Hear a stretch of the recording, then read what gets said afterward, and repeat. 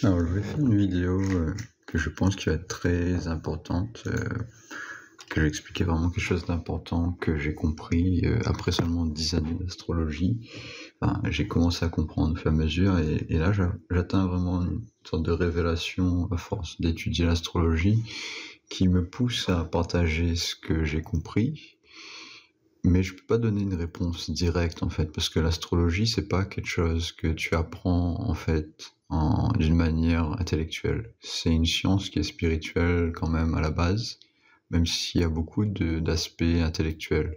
En fait, il y a les deux. Il y a l'aspect jupitérien qui est lié à Sagittaire et Poisson, et il y a l'aspect mercurien qui est lié à la communication intellectuelle qui est dû à Gémeaux et Vierge. Et du coup, il y a un équilibre qui doit y avoir entre les deux, entre Jupiter et Mercure, et les deux signes qui sont représentés par Mercure et Jupiter, que je viens d'énumérer. Du coup, c'est pour ça que j'ai mis cette charte en particulier.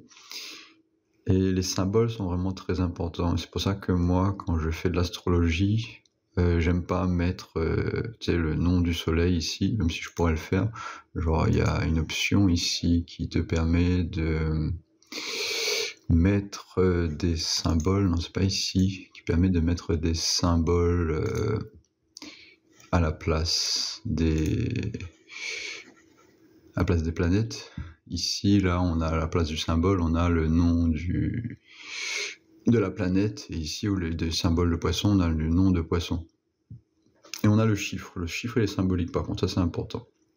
Mais je préfère du coup avoir les symboles qui sont comme ça, parce que je vais l'expliquer justement. Et c'est très important parce que mon prof, lui, il a passé peut-être 5 ans à méditer sur des symboles astrologiques et aussi des chiffres pour arriver à comprendre vraiment la symbolique de chaque chiffre et de chaque symbole astrologique. Et chaque symbole, par exemple Sagittaire, il y a un symbole qui est vraiment très important de la flèche qui va vers le haut et du cavalier qui est représenté par Sagittaire. Et cette symbolique-là est très importante, elle n'est pas facile à expliquer, et on ne devrait pas l'expliquer d'une manière mercurienne, parce que c'est Jupiter, et c'est Sagittaire, et du coup, il faut l'expliquer d'une manière spirituelle. Et la seule manière de l'expliquer, Sagittaire, c'est vraiment de l'expérimenter, c'est de l'expérimentation. Et en fait, c'est en méditant sur le signe qu'on arrive à comprendre en fait sa symbolique. Et dans tout ça, en fait, Mercure, lui, il donne juste la base des connaissances. C'est un peu comme les mathématiques, on te dit 1 plus 1 égale 2, etc. Et tu apprends les règles des mathématiques. Et en gros, Gémeaux et Mercure et Vierge, c'est l'apprentissage par l'école, les livres, la communication que les gens nous donnent. Donc c'est vraiment le partage de connaissances, par exemple à travers Internet, Facebook, etc. Et cette connaissance qui est acquise, elle n'est pas vraiment une connaissance pratique, c'est une connaissance théorique dont on n'arrive pas à représenter vraiment ce qui existe dans la nature sans avoir une compréhension du symbole lui-même. Et cette compréhension du symbole lui-même, il est dû à Sagittaire et à Poisson. Du coup, moi, j'ai un peu les deux planètes. J'ai Poisson ici, et j'ai un peu Gémeaux aussi, à travers différentes parties de mon astrologie. Sachant que je commence seulement à vraiment bien maîtriser mes capacités mercuriennes pour pouvoir bien expliquer ce que je veux expliquer. Du coup, je vais donner un exemple de Sagittaire. Sagittaire, on le voit comme un cavalier aujourd'hui, ou quelqu'un qui utilise des flèches, etc. On peut voir Cupidon, par exemple, dans les symboles qui sont utilisés dans les films, etc. Sauf que quelque chose de très simple qu'on peut comprendre si on étudie un peu l'astrologie, c'est que ce symbole-là, il représente pas que le cheval, il représente toutes sortes d'animaux ou d'objets qu'on peut utiliser pour arriver à la même fonction que le cavalier. Et du coup, il faut étudier un peu ce qui s'est passé dans l'histoire. Et dans l'histoire, si on observe à quoi servent les cavaliers, ils peuvent servir par exemple dans les guerres pour faire un éclaireur, quelqu'un qui va donner les informations aux troupes pour la guerre, c'est-à-dire le placement des troupes, savoir être au bon moment, au bon endroit pour pouvoir frapper le plus fort, l'ennemi, et gagner la guerre. Du coup, ça, on peut voir par exemple dans la série Game of Thrones, qui représente un peu quand même pas mal ce qui se produit dans les guerres, même si bon, il y a plein de choses qui sont fausses selon moi, et tout est pas forcément vrai. Et on peut voir plus ce qui se passe réellement en lisant les livres, sachant que moi j'ai lu les livres, mais bon, on n'est pas obligé de lire les livres, mais je vais donner des exemples qui peuvent être vus en fait dans ces films-là, du coup, et comme enfin dans ces films, dans ces séries. Et du coup, bah, ça va parler à plus de gens. Et bien sûr, on peut utiliser n'importe quelle série du même type, du même genre, par exemple aussi avec la série avec The Witcher, et plein d'autres séries qui montrent un peu ce qui se passait dans les anciens temps. On peut même regarder Retour vers le futur, il y a aussi cette symbolique-là où quand ils vont dans le passé, dans Retour vers le futur, quand ils vont dans les années 1885, ben, ils utilisent beaucoup le cheval comme moyen de transport. Et en fait, le cheval, il a un symbole de puissance, dans le sens où avant l'homme, pour devenir un homme, ben, il était un peu obligé d'apprendre à faire du cheval. Et c'était souvent réservé aux hommes. Et il y a très peu de femmes qui arrivaient à ce statut-là, dans les pays occidentaux. Alors que dans les tribus qui sont plus proches de la nature, comme les nomades, etc., ils avaient vraiment une approche très proche, on va dire, du cheval. Ils étaient vraiment en contact avec la nature, et du coup, ils maîtrisaient beaucoup plus la nature du cheval, et du coup, c'est ça qui a donné un peu l'invasion nomade dans les années 1100 environ, quand Genghis Khan a dominé presque tout le monde de l'Est, avec une position qui était beaucoup plus forte que la Russie actuelle. Mais du coup, pourquoi j'explique cette histoire, c'est pour montrer l'importance en fait de la symbolique qu'il y a derrière le Sagittaire. Le Sagittaire, il a une force énorme qui est sous-représentée actuellement parce qu'on est dans une société qui est liée au signe de Verseau maintenant, et qu'on sort du signe Poisson pour aller dans le signe Verseau, donc c'est l'ère actuelle qui dure 2000 et quelques années. Et actuellement, on est en train de virer de plus en plus vers le signe de Verseau, qui est un signe qui est lié à Internet et plein de choses que j'ai expliqué dans certaines vidéos. Mais là, je ne vais pas expliquer Verseau, sachant que je l'ai déjà fait dans une autre vidéo. Mais je pense qu'il est plus important d'expliquer Sagittaire parce qu'il est très absent en fait de notre culture, et qu'on a un manque vraiment énorme d'arriver à réfléchir par soi-même. Sachant que Sagittaire, c'est vraiment le signe qui te permet de réfléchir par toi-même et d'arriver à une solution, même s'il n'y a personne qui t'aide. Donc Sagittaire, c'est un signe qui est très solitaire. Donc c'est un cavalier, souvent les cavaliers sont vus comme des solitaires. Et ça demande vraiment une pratique énorme de maîtriser un cheval. Et récemment, j'avais rencontré une personne en particulier qui était cavalière, et ça m'a montré à quel point certaines personnes ont beaucoup d'accidents en fait en faisant du cheval, et que c'est un des métiers les plus dangereux au monde. Mais aujourd'hui, le cheval, il est plus du tout utilisé, et on a l'impression que le signe de Sagittaire, du coup, il a disparu avec le cavalier. Sauf qu'aujourd'hui, en fait, on a des cavaliers modernes, sauf qu'on s'en rend pas compte. Ou on s'en rend compte, mais inconsciemment, sans vraiment arriver à décrire le symbole de Sagittaire. Et en fait, si on observe dans les années 1950, avec ce qui s'est passé quand l'industrie de la voiture est apparue, ce qui s'est vu, en fait, c'est que ces cavaliers qui utilisaient des chevaux auparavant commençaient à utiliser des voitures, en fait. Et ils ont commencé par exemple avec le pillage de certaines banques, exactement comme c'est vu en fait dans le film de Retour vers le futur, où il y a des hors-la-loi qui cambriolent des banques avec leur cheval, parce que le cheval est un moyen de transport très rapide, et du coup ils peuvent s'enfuir et récupérer de l'argent. La même chose s'est produit en fait un peu dans les années 1930, je crois, avec Bonnie and Clyde et plusieurs groupes de criminels ou de mafieux qui volaient des banques avec la voiture, parce que la voiture c'était une nouvelle technologie, et un peu comme le cheval à l'époque, mais sauf que là ça venait d'apparaître, et du coup les premiers qui ont commencé à utiliser la voiture ont utilisé pour des buts criminels en fait, un peu pour la guerre ou pour le contrôle du territoire. Et du coup, c'est la même symbolique que le cheval, la voiture, et d'ailleurs la voiture, on l'exprime en chevaux. Pourquoi on l'exprime en chevaux? C'est aussi cette raison symbolique-là qui ressort en fait du cheval. Et c'est pour ça qu'une des marques les plus connues de voitures Ferrari utilise le cheval comme symbole de leur voiture. Et ça donne une force spirituelle en quelque sorte à cette voiture-là. Du coup, voilà, j'ai expliqué vraiment ce que c'est le Sagittaire et le symbole qui ressort actuellement dans le monde, en fait, à travers la voiture et la force de la puissance de la voiture, etc., des transports. On a aussi, en fait, chaque signe, en fait, a une représentation symbolique. Par exemple, le poisson, c'est la mer. Vierge, c'est la montagne. Gémeaux, c'est la ville. Par exemple, quelqu'un qui grandit à côté d'une ville, par exemple une grande ville où il y a beaucoup de transports en commun, etc.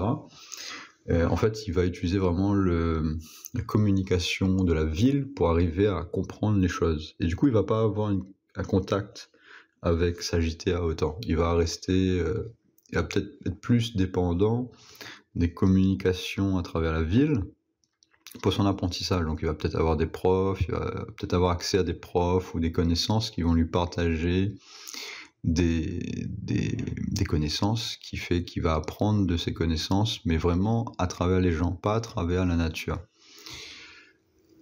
Et du coup, plus les personnes sont nées ou ont grandi à côté d'une ville, plus souvent ils ont cette force du Gémeaux.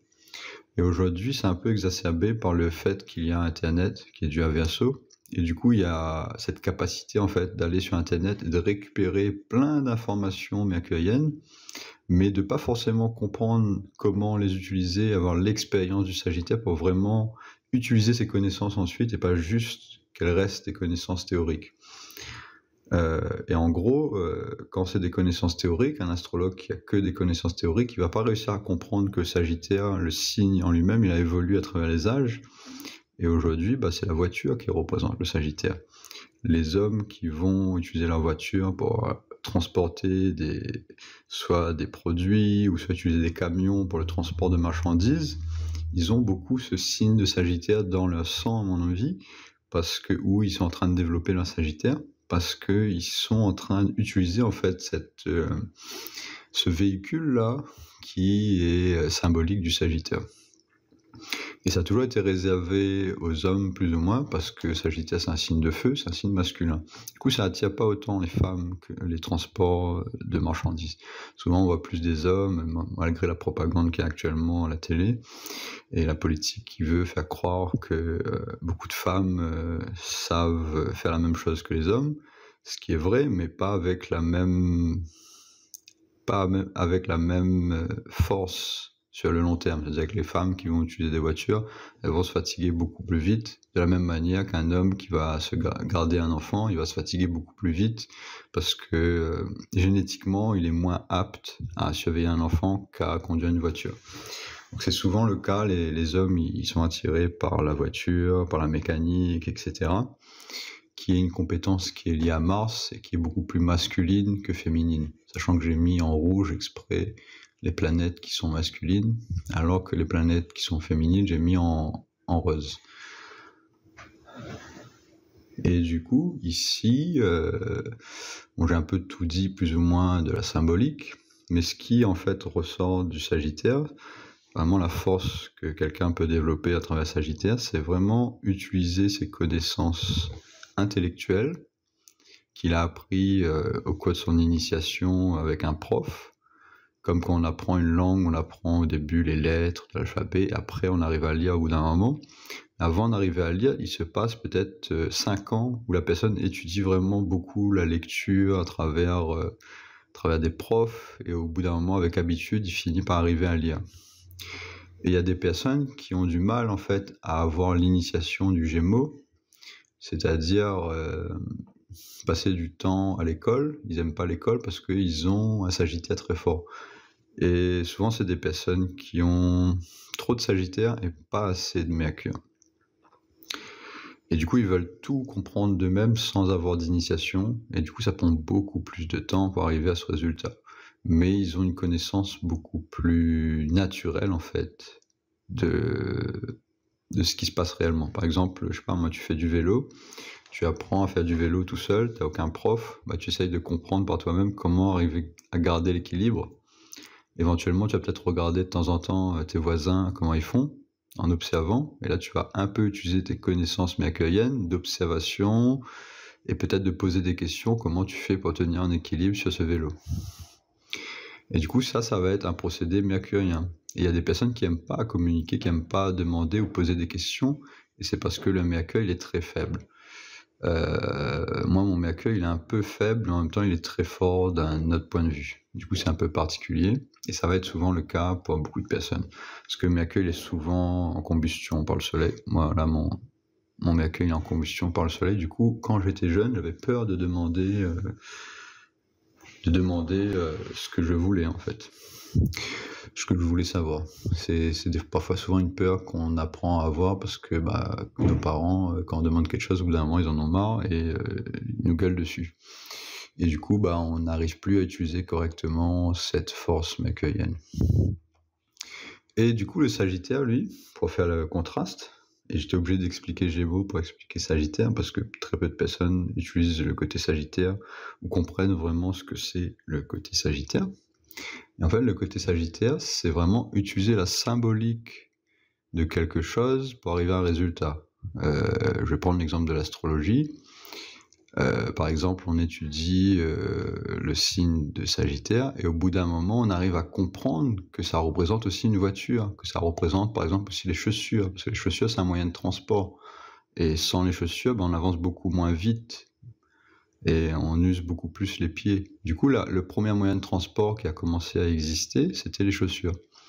Donc Vénus souvent représente les moyens de transport, de locomotion aussi. Donc c'est la planète qui va représenter la voiture aussi, en même temps que Sagittaire. Et je sais plus ce que je voulais dire, mais c'est pas grave.